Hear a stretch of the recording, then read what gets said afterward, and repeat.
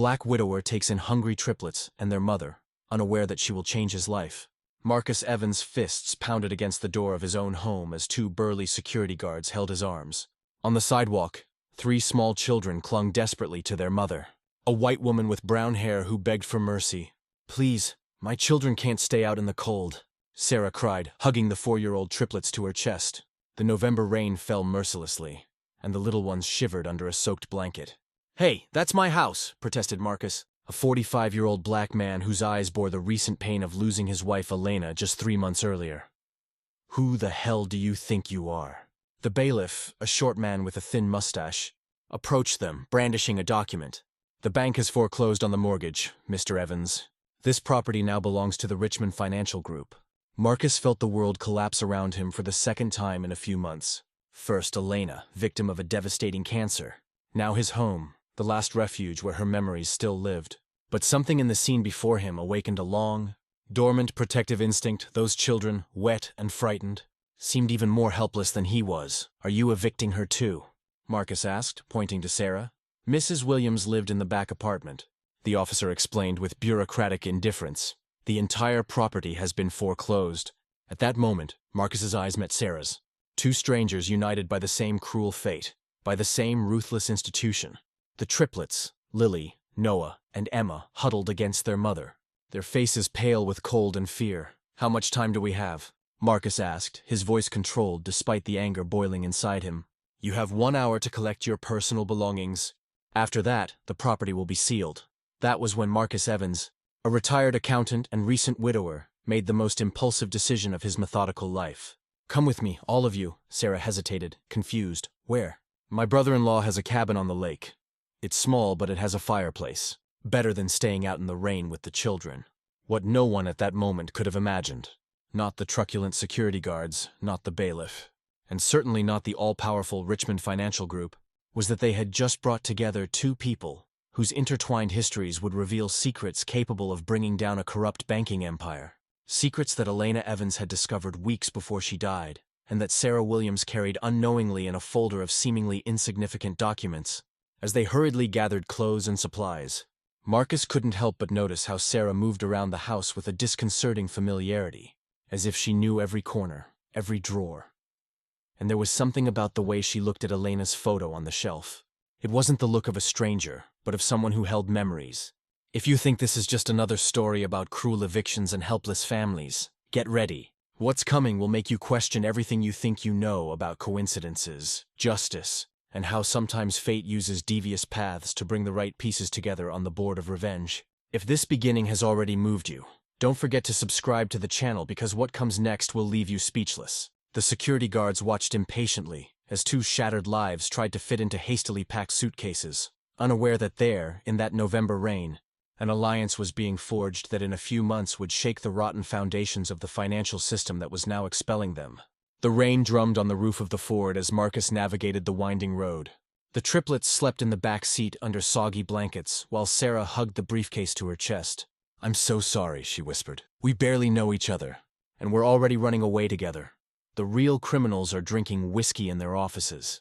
Marcus replied bitterly, "How long have you lived in the back apartment?" 3 years, since my ex. Since I was left alone with the triplets."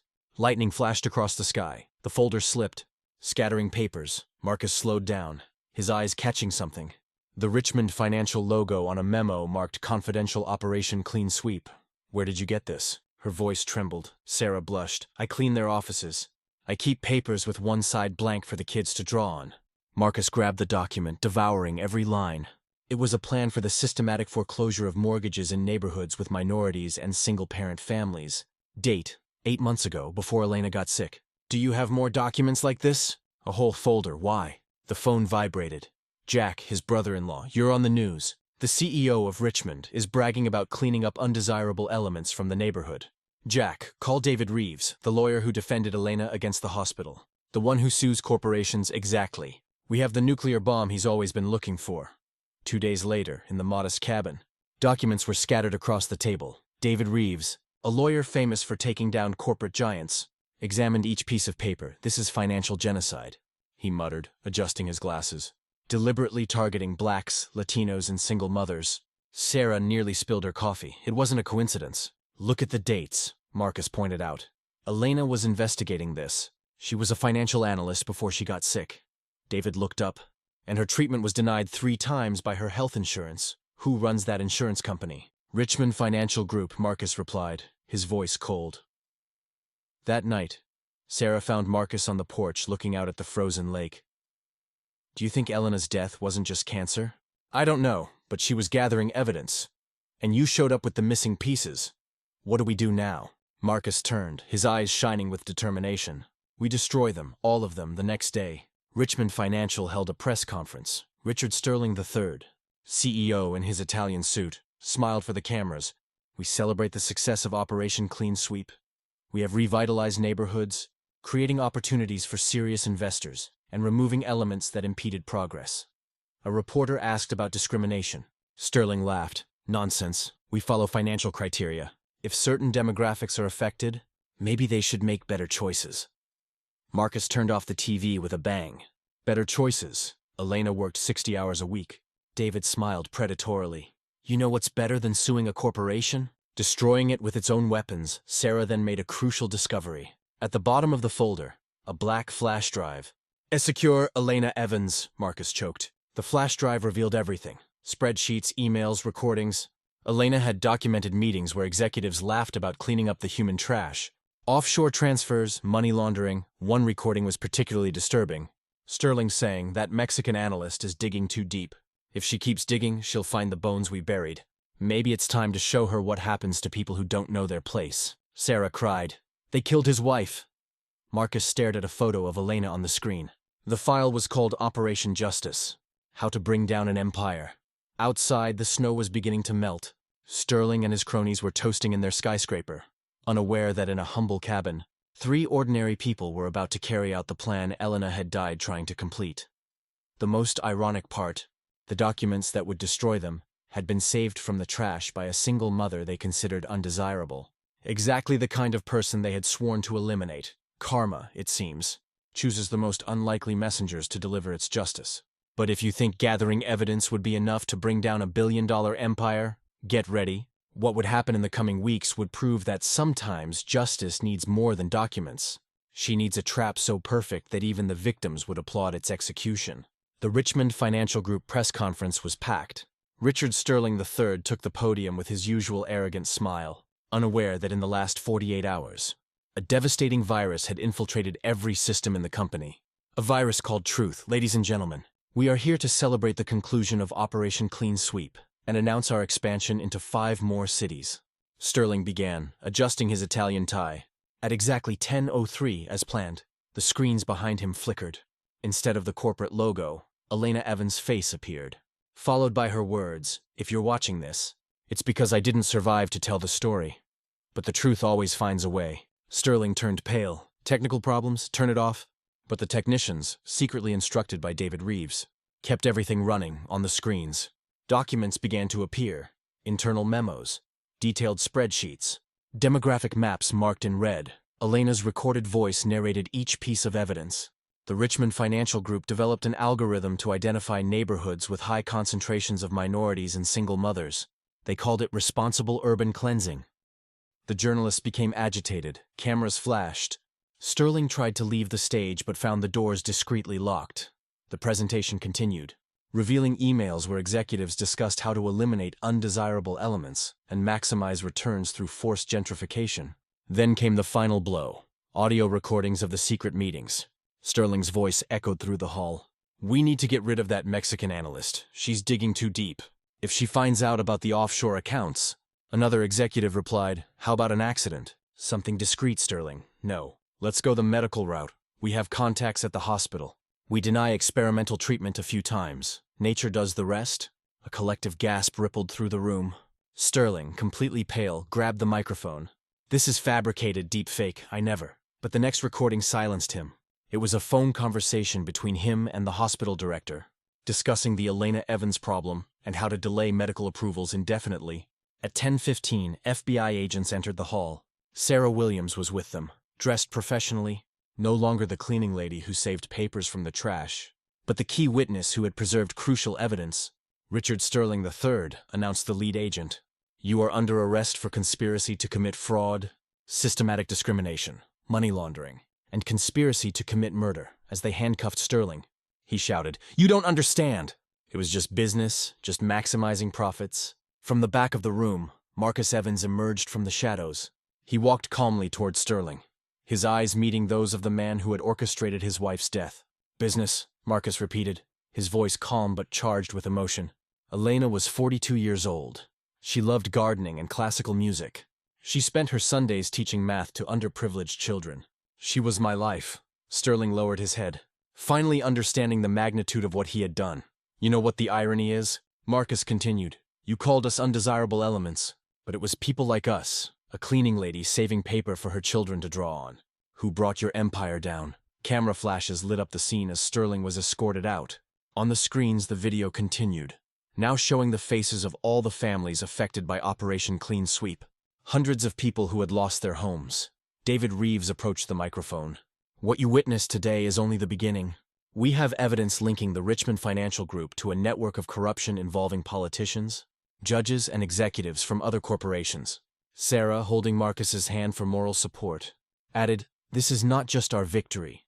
It is the victory of every community that has been silenced, marginalized, and considered disposable." That afternoon, Richmond Financial stock plummeted 87%. Within 24 hours, all of the company's assets were frozen. The corporate headquarters, ironically, would be turned into a community center for evicted families. Sarah's triplets, Lily, Noah, and Emma, watched everything on TV in the cabin, not fully understanding but sensing that something very important had happened. Something that would change not only their lives, but the fate of thousands of families. At 6 p.m., a spontaneous vigil formed in front of the former Richmond Financial office. Hundreds of people held candles, many of them victims of Operation Clean Sweep. In the center of the crowd was a photo of Elena Evans surrounded by flowers. What no one in that crowd could have imagined was that this moment of justice revealed was not the end but the beginning of something much bigger. In the files seized by the FBI, there were connections to other corporations, other schemes, other victims waiting for justice. And Marcus Evans, the retired accountant who once mourned her loss, now found himself at the forefront of a movement that surpassed anything he could have imagined. Justice, it seems, is like water. It always finds a way, and sometimes it uses the most unlikely messengers to reveal truths that the powerful would rather keep buried forever. 6 months later, the former Richmond Financial Group office had been transformed into exactly what Richard Sterling III feared most. A vibrant community center where executives once discussed how to clean up undesirable elements. Families now participated in financial literacy programs, legal aid, and art classes for children. Marcus Evans, appointed director of the center, watched from the window of what had been Sterling's office.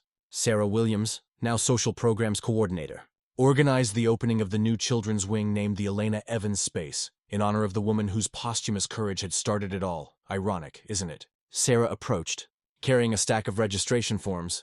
"A year ago, I was cleaning these floors at midnight. Now I'm helping to transform lives here." The triplets ran down the hallway laughing as they played with other children, all beneficiaries of the reparations fund created with the assets seized from Richmond Financial. The court had ruled that every family affected by Operation Clean Sweep would receive not only their homes back, but compensation for moral and material damages. That afternoon, a federal prison van pulled up in front of the building. Richard Sterling III, now wearing an orange jumpsuit and handcuffs, was being brought in to perform community service, part of his 25-year sentence. The judge had ordered him to spend 2 afternoons a week serving meals to the very people he once called human trash. Sterling hesitated at the entrance, his face marked by months of public humiliation and isolation. His former elite friends had disappeared, his assets confiscated, his family shamed. Even his wife had filed for divorce. Taking their children to Europe, Marcus came down to greet him. "Welcome to the Elena Evans Community Center," he said calmly. "You'll be working in the kitchen today. Donna Maria, who was evicted 2 years ago, will teach you how to serve." Sterling hung his head, unable to meet Marcus's gaze. As they walked down the hallway, they passed colorful murals painted by children. Among them, a portrait of Elena smiling. Surrounded by butterflies, in the community kitchen, Donna Maria, a 68-year-old Latina woman, handed Sterling an apron. "You serve with respect," she instructed. "Look people in the eye, smile, ask if they want more." Over the next few hours, Sterling served meals to hundreds of people, many of whom recognized his face from the news. Some muttered, others just watched. An elderly black woman stopped in front of him, studying his face. "You took my house," she said simply. "My grandchildren had to sleep in shelters for 3 months." Sterling swallowed hard. "I'm sorry." "Feeling sorry doesn't change the past," she replied, "but serving can change the future. Keep working." At 5 p.m., the center was bustling with activity. David Reeves was leading a workshop on consumer rights. In the children's library, Sarah read stories to a group of fascinated kids. In the auditorium, former Richmond Financial employees, now repentant and cooperating with the justice system, gave lectures on business ethics. Marcus found Sterling washing dishes in the kitchen, his previously manicured hands now red from the hot water.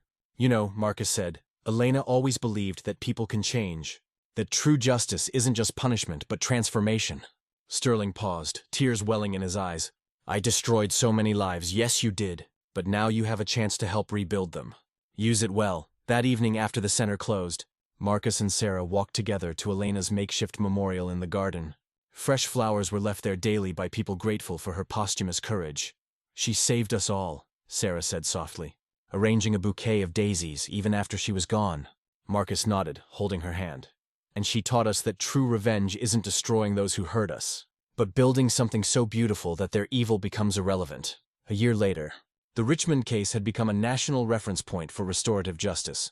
Documentaries were produced, laws were changed, and corporations across the country reviewed their foreclosure policies. Elena's flash drive had started a wave of change that swept through the predatory financial system. Sterling, after 2 years of community service, had visibly transformed. On his last day before returning to prison, he approached Marcus. "I know I can never fully make up for the harm I've done, but I want you to know Elena was right about everything." That same day, Sarah received a letter from the federal government.